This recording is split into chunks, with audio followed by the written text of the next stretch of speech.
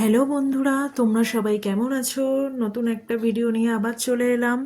তো সেদিন আমি চলে গেছিলাম বইমেলায়, যেটা হচ্ছে সল্টলেকের বইমেলা প্রাঙ্গণে। আর এই দেখো বইমেলার গেট। সল্টলেক করুণাময়ীতে এই মেলাটি হচ্ছে, এটা বইমেলার এন্ট্রি গেট। আর ভেতরটা দেখো, এখানে এই অবস্থা। তো আমি সঞ্চিতা, এই ভিডিওটায় আমি তোমাদেরকে পুরোটাই দেখাবো যে কি কি করলাম আর কি কি খেলাম বইমেলাতে গিয়ে। তো চলো শুরু করা যাক। করুণাময়ী গেট থেকে, মেট্রো গেট থেকে বেরিয়েছি, এই অবস্থা তোমরা দেখতেই পাচ্ছ। মেট্রো গেটের বাইরেই অলরেডি মেলা বসেছে, হ্যান্ডক্রাফটসের জিনিস বসেছিল কিছু। তো সেখান থেকে বেরিয়ে আমরা আস্তে আস্তে হেঁটে বইমেলার ভেতরে গিয়ে ঢুকলাম মেন গেট দিয়ে। তো বইমেলার এই হচ্ছে ভেতরের অবস্থা। প্রচুর দোকান বসেছিল আর প্রচুর মানুষ এসেছিল। সব রকমের দোকান বসেছিল, জুয়েলারি, ক্লে জুয়েলারি, হ্যান্ডক্রাফটস, দেন শাড়ি, জুতো, ব্যাগ, সব কিছু ছিল। আমার স্পেশালি জুয়েলারির দোকানগুলো পছন্দ ছিল, বিকজ এখানে খুব সুন্দর সুন্দর জুয়েলারি বিক্রি হচ্ছিল। কানের দুল, গলার হার, আংটি প্রচুর বিক্রি হচ্ছিল। কিছু চাইনিজ জুয়েলারি বিক্রি, কোরিয়ান জুয়েলারি যেগুলোকে বলে আর কি। এটা হচ্ছে শাড়ির দোকান ছিল, সিল্ক অ্যান্ড শাড়ি। এটা বেঙ্গল সোসাইটির একটা দোকান ছিল যেখানে জামা কাপড় বিক্রি হচ্ছিল। আর মেদিনীপুরে প্রিন্টেড জামা কাপড়, যেখানে জামা কাপড় প্রিন্ট করা, সেগুলো বিক্রি হচ্ছিল। প্রচুর দোকান ছিল, সব দোকানের ভিডিও নেওয়া সম্ভব হয়নি আমার পক্ষে।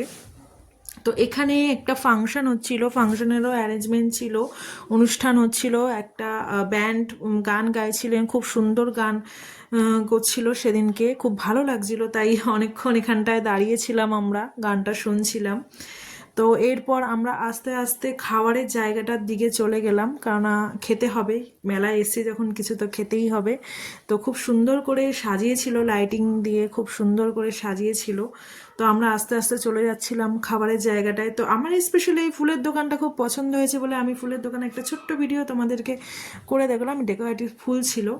এরপরে আমরা চলে গেছিলাম খাওয়ার জায়গায়। এটা হলো খাওয়ার জায়গা, তোমরা দেখতেই পাচ্ছ। এখানে খুব সুন্দর সুন্দর দোকান বসেছিল, পিঠার দোকান। এই পিঠের দোকান থেকে আমি একটা পিঠে অর্ডার করেছিলাম, যেটা হচ্ছে ভাপা পিঠে। ভাপা পিঠে অর্ডার করেছিলাম।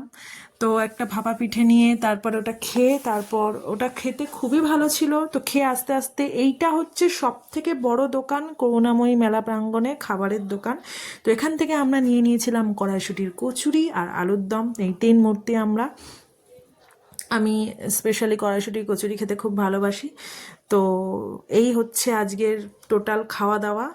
তো আমার এই ছোট্ট ব্লগটা কেমন লাগলো বন্ধুরা, তোমরা সবাই কমেন্টস করে জানিও। আমি আলুর দম খেতে থাকি কড়াইশুঁটির কচুরি দিয়ে, আর তোমরা কমেন্টস করতে থাকো। চলো।